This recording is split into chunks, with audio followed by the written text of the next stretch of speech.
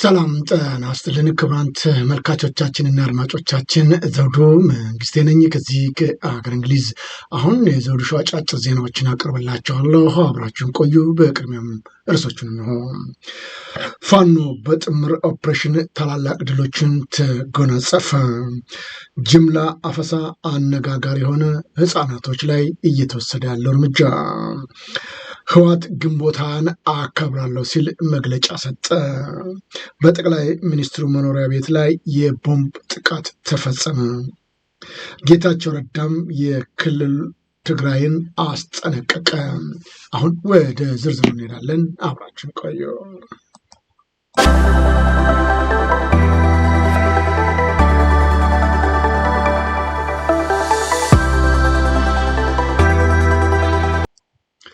የአማራ ፋኖ ጎንደር ጠቅላይ ግዛት አባላት ዛሬም እንደ ቦይካብ እየፈረሱ መሆኑ ተገለጸ። ፋኖ ብሔራዊ ኃይሉን መቀላቀላቸውም ታወቀ። በአማራ ፋኖ ህዝባዊ ድርጅት ጎንደር ጠቅላይ ግዛት ጭና ክፍለ ጦር ስር የነበሩ አባላቶች ወደ አማራ ፋኖ ጎንደር የበጋሻው ክፍለ ጦር መቀላቀላቸው ተገልጿል። ሻለቃ በላይነህ ማሬ የሚመራው ከ100 በላይ አባላቱን ይዞ ከጭና ክፍለ ጦር ወደ ጎንደር በጋሻው ክፍለ ጦር ሲቀላቀል የጎንደር የበጋሻው ክፍለ ጦር ምክትል አዛዥ አርበኛ ወርቆ ዘገየና ዘመቻ መሪው አርበኛ ማርየ የአግማሴን ጨምሮ ሌሎችም የክፍለ ጦርና የብርጌድ አመራሮች ደማቅ አቀባበል እያደረገላቸው መሆኑም ታውቋል። በቀጠና ያሉ አመራር ፋኖች በህዝባዊ ድርጅት አባላት በተናጠልና በቡድን እየፈረሱ ወደ አማራ ፋኖ ብሔራዊ ኃይል ጎንደር የበጋሻው ክፍለ ጦር በየቀኑ እየገቡ መሆኑን ለማወቅ ተችለዋል። ክፍለ ጦራቸው ትግል ፈልገው ለሚመጡ የተለያዩ አደረጃጀቶች አባላት ምቹ መታገያ መንገድ በማመቻቸትና መዋቅር ውስጥ በማስገባት እየታገለ እንዲሁም የአማራን ትግል በአንድ ጣራ ስር እንዲሆን የአንድነት ስራ እየተሰራ እንደሚገኝም ነው የተገለጸው። በምንም ጉዳይ ላይ ቢሆን የአማራው ጠላት የሆነው የአብይ አህመድ አገዛዝ መሆኑ ስለታወቀ አሁን በጠቅላላ የአማራ ልጆች በጋራና በአንድነት ሆነው ትግሉን በጋራ ለመስራት እየተስማሙ መሆኑ ያለበት ሁኔታም ተመላክተዋል። ይህ በእንዲህ እንዳለም በጥምር የፋኖ ኦፕሬሽን ታላላቅ ድሎች መቀዳጀታቸው ታወቀ። በተለይም በ15/9/2017 በተደረገ ሰፊ ቀጠና ያካለዳው ለውጊያዎች በጀግናው ፋኖ ድል አድራጊነት መጠናቀቁ ነው የታወቀው። ጠላት ባለፉት ቀናቶች ተሸንፎ የመጣባቸውን ቀጠናዎች መልሶ ለመያዝ በተለያዩ አቅጣጫዎች ያደረገው ስምሪትም ድጋሜ ሽንፈትን ተከናንቧል። በአርማጮ ወደ ጃንዋራ የገባው የጠላት ኃይልም በራስ አሞራው ውብነህ 3ኛ ኮር ሰሜን አምባ ራስ ክፍለ ጦር ዘራይ ክፍለ ጦር እና ራስ ደጀን ክፍለ ጦር በተውጣጡ ጥምር ብርጌዶች ነበልባሎች እርምጃ የተወሰደበት መሆኑ ነው የተገለጸው። ፋኖ በተደጋጋሚ ጊዜያቶች የሚያደርጋቸውን የጥምር ተጋድሎ አሁን ውጤት እያመጣ መሆኑ ነው የተገለጸው። የአማራ ፋኖ ብሔራዊ ኃይል በጋራ እየሰሩ ያላቸው ስራዎች ውጤታቸው እጅግ አመርቂ በመሆኑ ብዙዎቹ በዚህ ሁኔታ ትግሉን ወደፊት እየገፉበት መሆኑን ታውቋል። ከዳባት ወደ አጅሬ የወረደው የስርዓቱ ወንበር ጠባቂ በራስ አሞራው ውብነህ 3ኛ ክፍለ ጦር ከ6 ክፍለ ጦር ማለትም ከሰሜን ብርቅዬ ክፍለ ጦር፣ ከአያሌው ብሩ ክፍለ ጦር፣ ከራስ ደጀን ክፍለ ጦር፣ ከድብ ጠለምት ክፍለ ጦር፣ ከጭና ክፍለ ጦር፣ ከሰሜን አምባራስ ክፍለ ጦር በተውጣጡ ተወርዋሪ ክር በጣሽ ተኳሾች ነው ጠላትን እርምጃ እየወሰዱበት የሚገኙት። በተለያየ ቦታ የሚደረጉት ትግሎች አሁንም ጠንክሮ የቀጠለ ሲሆን በተጨማሪም የሰሜን ብርቅዬ ክፍለ ጦር እና ዘራይ ክፍለ ጦር ሸጋ ውበቱ ብርጌድ በተሰራም ጥምር የከተማ ኦፕሬሽን ትልልቅ ድሎች መቀዳጀታቸውም ለማወቅ ተችሏል። በተለይም ዳባት ከተማ መንግስት የብልጽግና ተላላኪና ባንዳ ማጽዳት መቻሉንም ነው የተገለጠው። በሌላም ግዙፍና መመኪያ የሆነውን የጎንደር የበጋሻው ክፍለ ጦር በአርበኛ ወርቆ ዘገየ መሪነት በአምባ ጊዮርጊስ ከተማ በቁጥጥር አስገብቶ ዘርፈ ብዙ ኦፕሬሽን ማካሄዱም ተገልጿል። ድል ለፋኖ፣ ሞትና ሽንፈት በኢትዮጵያ ላይ ለሚያደርሰው ግፍና በደል እርምጃ እየተወሰደ ባለበት ሁኔታ የፋኖ ትግል ጠንክሮ ይቀጥላል ነው የተባለው። ይህንን ጉዳይ በተመለከተ ከመከላከያ ወይም ከሌሎች ቦታዎች እስካሁን የተሰጠ መግለጫ የለም። የዝግጅት ክፍላችንም ጉዳዩን ለማጣራት ጉዳዩ ለሚመለከታቸው የመንግስት አካላት ያደረግነው ሙከራም አልተሳካም። ጅምላ አፈሳው አሁንም መቀጠሉ አነጋጋሪ ሆነ። የአንድን ሀገር የመከላከያ ተቋም በዚህ ደረጃ ይወርዳል ብሎ ማሰብ እጅግ ይከብዳል። የዓለም አቀፍ ሕጉንም ጉዳይ ተውትና አንዳንድ በእነዚህ መሰል ህጻናት ተዋግተው በተለይም ስልጣን ያስጨብጡኛል የሚለው አብይ አህመድ እንቅስቃሴ በዓለም ዙሪያ ጉዳዩ አነጋጋሪ ሆኗል። በተለይም የህፃናቶች መብትን በሚከራከሩ የውጭ አካላት ጭምር ሳይቀር እየተፈጸመ ያለው ነገር እጅግ አሳዛኝ ነው ተብሏል። በተለይም ህፃናቶቹን እያፈኑ እየወሰዱ ከቤተሰቦቻቸው ጭምር በማነቅ ከረኝነት ጭምር ሳይቀር እየወሰደ ያለው የብልጽግና ኃይል ዛሬም የሚፈጽማቸው ድርጊቶች እጅግ ነውር እየተሞላበትም እንደሆነም ተገልጿል። ታዲያ ይህንን በተመለከተ የፋኖ ኃይሎች ባደረጋቸው ተጋድሎች በተለይም ህፃናቶቹ በአደጋ ውስጥ ከመግባታቸው አስቀድሞ ብዙዎቹን ለማስለቀቅ መቻሉ ነው የታወቀው። ይህንን ህፃናቶቹንም ለቤተሰቦቻቸው ፋኖች ወስደው ማስረከባቸውንም ማወቅ ተችሏል። በተደጋጋሚ ጊዜያቶች በብልጽግና ባለስልጣኖች በኩል እየተወሰደ ያለው የተባበሩት ያለ መንግስታትን የህፃናትን ጉዳይ ህግ በመጣስ ሁሉ እየተፈጸመ ያለው ይህ የአፈዛ ነገር አሁንም ጠንክሮ የቀጠለ ቢሆንም ጉዳዩ የሚመለከታቸው ዓለም አቀፍ ማህበረሰብም ትኩረት ሰጥተው እንዲሰሩበትም ጥያቄ ቀርቦበታል።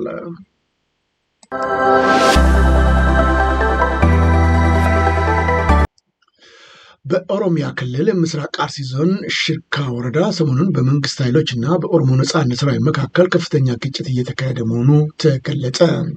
በተለይ በሶጄ ሰዴ ቀበሌ ነው በትላንትናው ንጋት ላይ ከፍተኛ የተኩስ ልውውጥ ሲደረግ እንደነበርም ነው ነዋሪዎቹ የገለጹት። በመርቲ ወረዳ ድምቃ ቀበሌ ትላንት ሌሊት ቡድን የመንግስት ጸጥታ ኃይሎች በሰፈሩበት ቦታ ላይ ነው ድንገተኛ ጥቃት እንደፈጸሙና ይህንንም ተከትሎ ውጥረቱ እንደሰፈነ የአካባቢው ነዋሪዎች አክለው ገልጸዋል። በተደጋጋሚ ጊዜያቶች በንጹሃን ላይ እየተወሰደ ያለው እርምጃ አሁንም በመንግስት በኩል ምንም አይነት ክልከላና ጥበቃ ለመደረጉ ጉዳቱን እያባባሰው መሄዱ ነው የተገለጸው። ትግራይ ህወሓት ግንቦታን አከብራለሁ ሲል መግለጫ ሰጠ። ፓርቲው ትላንትና ባወጣው መግለጫ ነው 34ኛውን የግንቦታ በዓል በልዩ ልዩ ዝግጅቶች እንደሚያከብር የተናገረው። ዛሬ ከግንቦት 16 አንስቶ እስከ ግንቦት 20 የተመለከቱ የፓናል ውይይቶችም እንደሚያካሄድ የገለጸው ፓርቲ በውይይቶቹ ላይ የትግራይ ህዝብ ያሳለፈውን ትግልና ያገኘውን ድል የሚል እንደሚነሳና በቀጣይነት የሚያጋጥሙት ፈተናዎች እንደሚዳሰስም ጭምር ነው ህወሓት የገለጸው። ግንቦታ በታላቅ ሁኔታ ይከበራል ያለው ህወሓት በተለይም የዘንድሮ ግንቦት በዓል የሚከበረው ህወሓት 50ኛውን ዓመት በማስመልከት የተዘጋጀው ፕሮግራም አንዱ አካል ሆኖ መሆኑንም አስታውቋል። የካቲት 11ን የህወሓት 50ኛ ዓመት በዓልን አስመልክቶ በሙሉ ለማክበር መታቀዱን አውስቶ ዘንድሮ ግንቦት አከባበር የዚሁ በዓል አካል መሆኑንም ገልጿል። ግንቦት በመቀሌ ደማቅ ዝግጅት ለማድረግ ማቀዱም ነው የተገለጸው። በተደጋጋሚ ጊዜያቶች እንቅፋት ለመፍጠር የሚፈልጉ አካላቶች በምንም ጉዳይ ላይ ቢሆን በምንቀበለው አይደለም ሲልም በመግለጫው አሳውቋል።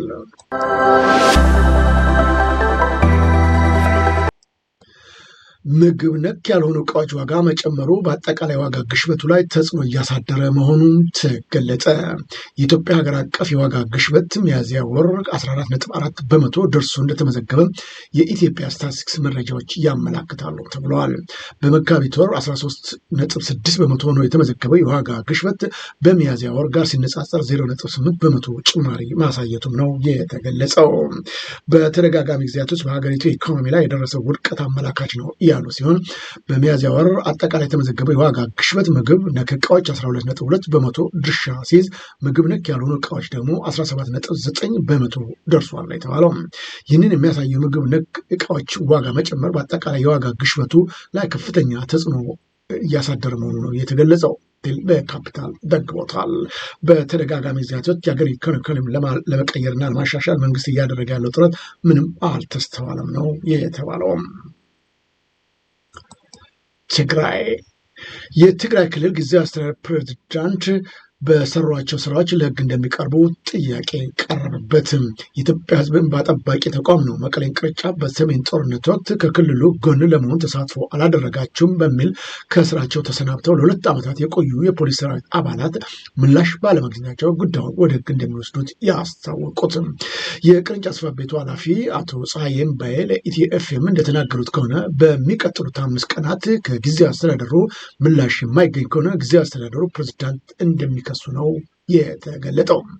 የ5 ቀኑ ማስጠንቀቂያ ከጥቅምት 19 2017 ጀምሮ እንደሚቆጠር ነግረውናል። አቶ ዮሐንስ ፕሬዝዳንቱን የምንከሰው አሰራሩ ስለሚያስገድድንና ያሉበት የስራ ኃላፊነታቸውን የሚመለከት ስለሆነ እንጂ ሌላ ዓላማ ኖሮ አይደለም ሲሉም አክለው ተናግረዋል። በአሰራሩ መሰረት ፕሬዝዳንቱ ለክስ የሚቀርቡት ለትግራይ ክልል አቃቢ ሕግ ቢሆንም አቃቢ ሕጉ ደግሞ በክልል ጊዜያዊ አስተዳደር ስር በመሆኑ ምክንያት አቃቢ ሕግ ኃላፊውን ለመክሰስ ስለማይችሉ ክሱ ለፌዴራል ጠቅላይ አቃቢ ሕግ እንደሚቀርቡ ነው የተናገሩት። ቅርንጫፍ ጽሕፈት ቤቱ በፖሊስ ሰራዊቱ አባላት ወደ ስራ እንዲመለሱ ውሳኔ እንዳሳለፉ የነገሩት አቶ ፀሐይ ውሳኔው ከተወሰነ ከ33 ቀናት ቢያስቆጥርም እስካሁን ድረስ ግን ምላሽ ባለመገኘቱ ምክንያት የ5 ቀን ማስጠንቀቂያ ሰጥተን ወደ ክስ ለመግባት ተገደናል ሲሉ ነው የተናገሩት። ጄኔራሉ በቀይ ባህር ጉዳይ የሚንጫጩ አሉ ሲሉ ተናገሩ። የጦር ኃይሎች ምክትል ጠቅላይ ኤታማዦር ሹም ጄኔራል አበባው ታደሰ በልዩ ዘመቻ እዝ በስልጣን ላይ ለሚገኘው የሰራዊቱ አመራሮች በሀገር አቀፍ ቀጠናዊ ጉዳዮች ላይ ማብራሪያም ሰጥተውበታል። በማብራሪያዎቹም እንደተናገሩት ከሆነ በተለይም ጉዳይ የማይመለከታቸው አካላት ጣልቃ በመግባት በኢትዮጵያ ጉዳይ ላይ ይንጫጫሉ ሲሉ ነው የተናገሩት።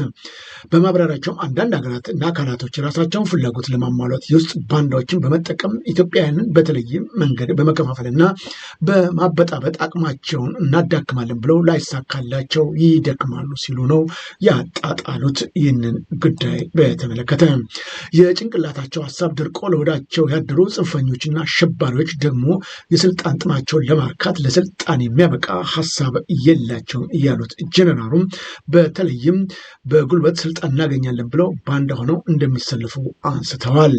በምንም ጉዳይ ላይ ቢሆን የአገሪቱን ለመገልበጥ የሚቻለውበት መንገድ የለም እኛ እስካለን ድረስ ሲሉም ነው አክለው የተናገሩት። የትግራይ ህዝባዊ ፕሪቶሪያ ስምምነት የሰጠውን ወርቃማ ዕድል በመጠቀም ሰላሙን ማጽናት እንደሚገባው የጠቅላይ ሚኒስትሩ የምስራቅ አፍሪካ ጉዳዮች አማካሪ ሚኒስትር አቶ ጌታቸው ረዳ ተናገሩ። በአዲስ አበባ ከተማ የሚኖሩ የትግራይ ተወላጆች በትግራይ ክልል ወቅታዊ ዙሪያ ውይይት እንዳደረጉም ታውቋል። በውይይቱ የመስኖ ቆላ አካባቢ ሚኒስትር አብርሃም በላይ ዶክተር እና የጠቅላይ ሚኒስትሩ የምስራቅ አፍሪካ ጉዳዮች አማካሪ ሚኒስትር አቶ ጌታቸው ረዳም በውይይቱ ላይ መገኘታቸው ለማወቅ ችለናል። የፕሪቶሪያው ስምምነት የትግራይን ህዝብ ለዓመታት የተጠማውን ሰላም እንዲያገኝ በማድረግ ረገድ ውጤታማ የተገኘበት ነው ያሉት አቶ ጌታቸው ረዳ በዚህ የተቋረጡ መሰረተ ልማቶች ደግሞ ወደ ስራ እንዲገቡ ከማድረግ ጀምሮ ሰላሙን በማጽናት በኩል ጠንካራ ስራ ተሰርቷል ሲሉ ነው ለተሰብሳቢዎቹ የተናገሩት። አሁንም ይህ ይቀጥላል ያሉት አቶ ጌታቸው ረዳ ይሁን እንጂ በህወሓት አመራሮች መካከል በነበረው ፖለቲካዊ መሳሳብ ምክንያት በስምምነቱ መሰረት እንዲፈጸሙ የተቀመጡ ጉዳዮች የራስን የግል ጥቅም ብቻ በማስቀደም ሊሳኩ አልቻሉም ሲሉ ነው የተናገሩት። በክልሉ ህዝብ ዘንድ ትኩረት ከሚሹ ጉዳዮች መካከል አንዱ የተፈናቃዮቹ ሁኔታ ነበር ያሉት አቶ ጌታቸው ይህንን ጥንቃቄ ግን ህወሓት ቡድን ትኩረት በመፈለግ ከሰብአዊነት ይልቅ የራሱ ፖለቲካዊ ፍላጎት ብቻ ለማሳካት ሲል ተጠቅሞበታል ብለዋል። ዛሬም ቢሆን ቡድኑ የትግራይን መሬት ዳግም ጦርነት አውድማ ከማድረግ ውጭ ዓላማ የለውም ያሉት አቶ ጌታቸው የትግራይ ህዝብ የፕሪቶሪያውን ስምምነት የሰጠውን ወርቃማ ዕድል በመጠቀም ይህንን እኩይ ተግባር ሊቃወምና ሰላሙን ማጽናት እንደሚገባውም አሳስበዋል። በመድረኩም የተሳተፉ በአዲስ አበባ ከተማ የሚኖሩ የትግራይ ተወላጆችም የተለያዩ ጥያቄዎችን እያነሱ ሲሆን ከመድረኩ ምላሽና ማብራሪያ ይሰጣሉ ተብሎም ነው የተገለጠው። በተደጋጋሚ ጊዜያቶች በትግራይ ክልል የሚነሱ ጉዳዮችን በተመለከተ የሚመለከታቸው የመንግስት አካላት የበኩላቸውን ጥረት ሊያደርጉ ይገባልም ተብለዋል። 5,000 በመንግስት ከጤና ባለሙያዎች ጋር በአስቸኳይ ድርድር እንዲያገር ሀሳብ ቀረበለት። የስራ ማቆም አድማው የጤና አገልግሎት የማግኘትን መብት በእጅጉ ገድቧል ሲል ነው የገለጸው። አምነስቲ ኢንተርናሽናል የኢትዮጵያ ባለስልጣናትን አድማ እያደረጉ ካሉ የጤና ባለሙያዎች ጋር በአስቸኳይ ድርድር እንዲጀምሩና የታሰሩትም ሰዎች ያለምንም ቅድመ ሁኔታ እንዲፈቱ በጥብቅ አሳስበዋል። በመብት ጥያቄያቸውን ያነሱትን ባለሙያዎች በተመለከተ ማገዝና መርዳት ሲገባው ይሁን እንጂ በተቃራኒው አፈና ውስጥ እያስገባ የሚገኘው የመንግስት ኃይል ይህንን በአስቸኳይ ማስወገድ አለበት ሲል ነው ያስጠነቀቀው። በሚቻለው አቅም ሁሉ መስራት የሚገባቸውን ስራ መስራት አለበት ያለው አምነስቲ ኢንተርናሽናል የሰብአዊ መብቶች ተሟጋቾችን ቡድን ነው ከግንቦት 15 ባወጣው መግለጫ ለ2 ሳምንት እየተካሄደ ያለውን የስራ ማቆም አድማ በመላው ሀገሪቱ የታካሚዎችን የስራ አገልግሎት የማግኘት መብት በእጅጉ ገድቧል ሲልም አስጠንቅቋል። የአምነስቲ ኢንተርናሽናል የስራ ማቆም አድማ ግንቦት 4 ከጀመረ ወዲህ በመላው ሀገሪቱ የታሰሩ የሕክምና ሰራተኞች 212 መድረሱን የሚገልጽ ጥሪ እንደተቀበለም ገልጿል። የአምነስቲ ኢንተርናሽናል የምስራቅና ደቡብ አፍሪካ ቀጠና ዳይሬክተር ታጌር ቻንጉት መንግስት ቀውሱ የበለጠ መራዘም የለበትም ሲሉ ነው የገለጹት። መንግስት የጤና ባለሙያዎችን ይህንን አለመግባባት ለመፍታት የጋራ ገንቢ በሆነ ድርድር ላይ መሳተፍ እንዳለበትም በጥብቅ አሳስበዋል።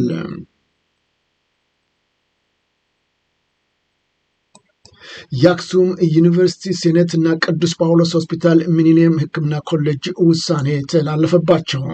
የአክሱም ዩኒቨርሲቲ በሰጠው አስቸኳይ ስብሰባ የፕሬዚዳንቱ የሕክምና ተማሪዎች ትምህርት ማቆማቸው ከቀረበው ሪፖርት በመስማት ጥልቅ በማድረግ ሁሉም ተማሪዎች እስከ ሰኞ 18/9/2017 ድረስ ሪፖርት እንዲያደርጉ ውሳኔውን ያስተላለፈ ሲሆን ይህን ካልሆነ ግን ተማሪዎቹ ከትምህርት ገበታቸው ፈቃዳቸው ተሰናብተው መሆኑን አውቀው በእጃቸው የያዙት የመንግስት ንብረት አስረክበው ዩኒቨርሲቲው ለቀው ይወጡ ዘንድ ሴኔቱ በሙሉ ድምፅ መወሰኑ ታውቋል።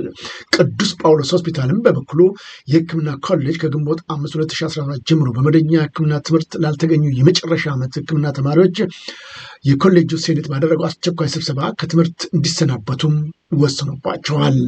በእጃቸው የሚገኙ ንብረቶችንም አስረክበው ከግቢ እንዲወጡ ጭምር ነው ያሳስበው። በተጨማሪም ከትምህርትና ህክምና አገልግሎት ላይ ያልተገኙ የኮሌጁ ድህረ ምረቃ ተማሪዎች ሬዚደንት ከትምህርታቸው እንዲሰናበቱ መወሰኑ ነው ያሳወቀው። በስራ ማቆም አድማ የተሳተፉ ባለሙያዎችም አስመልክቶ ከስራ እንዲሰናበቱ በምትካቸው በአስቸኳይ ቅጥር እንዲካሄድ ተወስኗል። ይህንን በተመለከተ በተደጋጋሚ ጊዜያቶች የሚሰጠው በመንግስት በኩል የሚሰራው ጫና ተቀባይነት የለውም በማለት የጤና ባለሙያዎቹ ይህንን በተመለከተ እስካሁን የተቀበሉት ነገር እንደሌለ ነው የተገለጸው። በሌላም በኩል በተለይም በደሞዝ አከፋፈል ደረጃ ሲገለጽ በተለይም የኢትዮጵያ ጤና ባለሙያዎች ወርሃዊ ደሞዝ ከሌሎች ጎረቤቶች አፍሪካ ሀገራት ጋር ሲነጻጸር እጅግ በጣም ዝቅተኛ መሆኑን ተገልጿል። ከኬንያ፣ ከዩጋንዳ፣ ከሩዋንዳ፣ ከታንዛኒያ በታች መሆኑ ነው በዝርዝር የተገለጸው። ይህ አሳዛኝ ተግባር ነው። እስካሁን ድረስ በህዝባችን ላይ እየተፈጸመ ያለው ግፍና በደል አልበቃ ብሎ ዛሬም በባለሙያዎች ላይ እየተፈጸመ ያለው ነገር መንግስት ደንታ ያልሰጠው መሆኑ እጅግ አሳሳቢ አድርጎታል። ጉዳዩም የእነዚህ የህክምና ባለሙያዎች ጉዳይ አለመፈታት ወደ ሌሎችም ባለሙያዎች ዘንድ መምህራንና ሌሎችም በተለያየ መንግስት ተቋማት የሚገኙትም ወደዚህ ለመቀላቀል በዝግጅት ላይ መሆናቸውን መረጃዎቹም እያመላከቱ ይገኛሉ።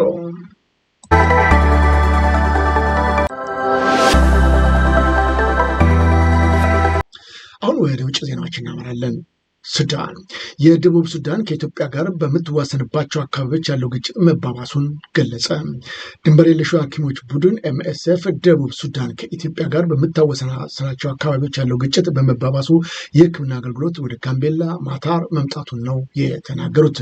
ከዚህ በፊት አገልግሎት በርቤስ በምትባል የድንበር ከተማ ውስጥ እንደነበር የገለጸው ቡድኑ ግጭቱ በመባባሱ አገልግሎቱን በጋምቤላ ክልል ኑዌር ዞን ማታር ለማዘዋወር መገደዱ ነው የተገለጸው።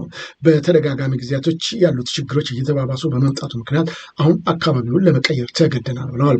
በኢትዮጵያ በኩል ባለው የበርበር ድንበር የለሽ ሐኪሞች ቡድን ከ1200 በላይ የኮሌራ ተጠቂዎች ማከሙን ሲገልጽ በደቡብ ሱዳን የላይኛው ናይል ግጭትም ከተከሰተ በኋላ በበርበስ 217 በጦርነቱ የቆሰሉ ሰዎች ማከሙ ነው እንደዚሁ የገለጸው። በተደጋጋሚ ጊዜያቶች የጦርነቱ መዋከብና ችግር መፍጠር ችግሩን እያባባሰው እንዳለም ተገልጿል። ፕሬዚዳንት ቭላዲሚር ፑቲን የኮርክስን ድንበር አካባቢ መጎብኘታቸው ክሬምሊን ተናገረ። የሩሲያው ጦር ባለፈው ወር የዩክሬን ወታደሮች ከአካባቢው ካባረረ በኋላ ነው የፕሬዚዳንት ቭላዲሚር ፑቲን የኮርክስ ለመጀመሪያ ጊዜ የተደረገ መሆኑ የተገለጸው። በወረራው የዩክሬን ኃይሎች ላይ የተወሰደው እርምጃ ጠንክሮ የቀጠለ በመሆኑ ምክንያት በተለይም በወረራው የዩክሬን ጦር ከ1400 ስኩዌር ኪሎ ሜትር እስከ 540 ካሬ ማይልስ የሚጠጋው ብዙ ጥቅም አካላት የኮርክስ ቦታ ተቆጣጥሮ የነበረ ሲሆን ሩሲያን በሚያዝያ ወር መጨረሻ ላይ በወሰዷቸው አጸፋ መልስ የዩክሬን ወታደሮች ከአካባቢው መውጣታቸው ታውቋል። የሩሲያ መንግስት ቴሌቪዥን በኮርኩስ ተገኝተው ይፋዊ የስራ ጉብኝት ማድረጋቸውን በወቅቱም ከኮርኩስ የበጎ ፈቃደኞች ድርጅት አግኝቶ አካባቢው ያለው የኒኩሌር ኃይል ማመንጫ ጣቢያ መርምሯል ሲል ነው ክሬምሊን የተናገረው። በተደጋጋሚ ጊዜያቶች የሚደረጉት የምዕራባውያኖች እገዳ ምንም ከአደጋው ሊያድነው እንዳልቻለም ነው የተገለጠው። ኤርትራ የኤርትራና የትግራይ ህዝብ ግንኙነት መቀጠሉ ተገለጸ። በዚህ ሳምንት በዛላምበሳ መግቢያ ላይ ያለው ፍተሻ ኬላም መነሳቱ ታወቀ። ከሶቢያ ወደ ዶዋን የሚወስደው መንገድ ተዘግቶ የነበረ ሲሆን አሁን ግን ከኤርትራ በኩል ጦሩ ክፍት አድርጎታል ነው የተባለው። በተንበል፣ በገዛ ትግራይ፣ በቡምሳ፣ በባድመና በተከዜ መካከል ያሉበትን ቦታዎች አሁን ክፍት መሆናቸው ነው የተገለጸው። አንዳንድ እንቅስቃሴዎች የሚታይበት ይህ የትግራይ እና የኤርትራ ቦርደሮች አሁን ክፍት መሆናቸውም ተገልጿል። በተለይም በተንበል፣ በግዛት ትግራይ፣ በቡምሴ፣ በባድመና በተከዜ መካከል ያሉበት ቦታዎች በህወሓትና በኤርትራ ስምምነት የተደረገ እንደሆነ ነው የተገለጸው። በአሁኑ ሰዓት ከትግራይ ወደ ኤርትራ የሚታዩ መልኩ በብዛት ጭነት የያዙ መኪኖችም ወደ ኤርትራ መዝለቃቸው ነው የታወቀው። በዚህ የተነሳ በትግራይ ክልል በአሁኑ ሰዓት የሸቀጦች ዋጋ ከመወደዱ የተነሳ የኑሮ ውድነት መባባሱን የትግራይ የመረጃ ምንጮችም አክለው ገልጸዋል። በርካታ ችግሮች ናቸው የዋጋ ንረቱን እያባባሱት ያሉ ሲሉ ገልጸዋል። በህወሓት አመራሮችና በኤርትራ አመራሮች መካከል የእርስ በርስ ግንኙነት እየተደረገ እንዳለም ተጠቁመዋል። በአሁኑ ሰዓት በተለይም በትግራይ በኩል ጦርነት ይነሳል፣ በተለይም ደግሞ በትግራይ ያለው የኢኮኖሚ ውድቀት ከፍተኛ አደጋ ውስጥ ከቶታል የሚለው ስጋት ነገሮችን እያባባሰው መምጣቱን ተጠቁመዋል። አሜሪካ ፕሬዚዳንት ትራምፕ ሩሲያ ጦርነቱን ለማቆም ዝግጁ አለመሆኗን ተናገሩ። የአሜሪካው ፕሬዚዳንት ዶናልድ ትራምፕ ነው በአውሮፓ መሪዎች ጋር በስልክ ባደረጉት ውይይት ፕሬዚዳንት ፑቲን እያሸነፍኩ ነው ብለው እንደሚያስቡና ለሰላም ድርድር ዝግጁ እንዳልሆኑ ነው የገለጹት። ታዲያ እነዚህ የአውሮፓ መሪዎች የፑቲንን አቋም ቀድመው የሚያውቁት ቢሆንም ከትራምፕ ሲሰሙት ለመጀመሪያ ጊዜ መሆኑ ነው። ምንም እንኳን ትራምፕ ፑቲንን ለሰላም ዝግጁ አይደሉም ወደሚለው ሀሳብ የመጡ ቢመስሉም ዘለንስኪና የአውሮፓ መሪዎች እንደሚፈልጉት በሩሲያ ላይ ጠንካራ አቋም መውሰድ አለመቻላቸው ነው የታወቀው። በመጨረሻ የጠቅላይ ሚኒስትሩ መኖሪያ ላይ የቦምብ ጥቃት መፈጸሙ ተገለጸ። በሰሜን እስራኤል በሚገኘው የኔታንያሁ መኖሪያ ቤት ላይ ነው የቦምብ ጥቃት መፈጸሙ የተገለጸው። በሰሜን እስራኤል ካስራን ከተማ ወደሚገኘው የጠቅላይ ሚኒስትሩ ቤንያሚን ኔታንያሁ መኖሪያ ቤት 2 ቦምቦች መወርወራቸውንና ግቢ ውስጥ ማረፉ ፖሊስ አስታውቋል። ፖሊስ በመግለጫው ኔታንያሁ ይሁንም ቤተሰቦቻቸው በቦታው አለመኖራቸው እና የደረሰ ጉዳት እንደሌለም አክሎ ተናግረዋል። የእስራኤል መከላከያ ሚኒስትር በትዊተር ገጻቸው እንዳሳወቀ ከሆነ ሁሉም ቀይ መስመሮች የጣሰ ነው ሲሉ ነው የገለጹት። ይህ እንደማይደገም የእስራኤል መንግስት ትግሉን አጠናክሮ እርምጃውንም ይወስዳል ሲል ገልጸዋል። ክቡራን ተመልካች አድማጮቻችን በትላንትናው ዘገባችን ላይ በተለይም የአሜሪካን መንግስት በኤምባሲ በኩል መግለጫ የሰጠ መሆኑ ይታወቃል። ይሁን እንጂ ከሰዓት በኋላ ሀሳቡን የቀየረባቸው መግለጫዎች መውጣቱን ተገልጿል። መንግስት በተለይም ከኃይል ውጭ የሰላም አማራጭ መፈለጉ ይቀጥላል ሲል የአሜሪካ መንግስት የገለጸው ስለ ድሮን ጥቃት የሚገልጸውን መልእክት ማንሳቱ ነው የታወቀው። በተለይም የሰጣቸውን መግለጫዎች ከሰዓት በኋላ የቀየረው የመንግስት ኃይል በመጀመሪያ ላይ በምስሉ ላይ እንደምታዩት ድሮን የሚል ያከለበት ቢሆንም ከሰዓት በኋላ ግን ድሮን የሚለውን በማውጣት በምትኩ ሌላ ጽፎበታል። ታዲያ ይህ በትናንትናው ዕለት በአዲስ አበባ ያለውን የአሜሪካን ኤምባሲ በአምባሳደር ማቲንጋ በኩል ለፌዴራል መንግስት፣ ለፋኖ እንዲሁም ለኦሮሞ ነጻነት ሰራዊት ኦኤልኤፍ መልእክት ማስተላለፉ የሚዘነጋ አይደለም። አምባሳደሩ ያስተላለፉት መልእክት ፋኖ ተጨባጭና ሰላማዊ የሆነ ዓላማው ዘንድ እንዲመጣ፣ የኦሮሞ ነጻነት ሰራዊትን በኦሮሞ ግጭት እንዲቆም፣ የጀመረው ድርድር እንዲቀጥል ማለቱ የሚዘነጋ አይደለም። ይሁን እንጂ መልእክቱ በይፋ በማህበራዊ ትስስር ገጾች ላይ ከሰራጨ በኋላ የፌዴራል መንግስት በራሱ ህዝብ ላይ የሚፈጽማቸውን የድሮን ጥቃቶች በአፋጣኝ ያቁም የሚለውን ጥሪ መልእክት ከማህበራዊ ትስስር ገጹ ላይ መነሳቱ ነው የታወቀው። ለውጡ በተደረገበት የአምባሳደሩ መልእክት ላይ የድሮን ጥቃት በተመለከተ ለፌዴራል መንግስት የቀረበውን ጥሪ መንግስት በኃይል ውጭ ያሉ ሰላም መፈለጉን ይቀጥላል የሚል ማስተካከያ ማድረጉ ነው የታወቀው።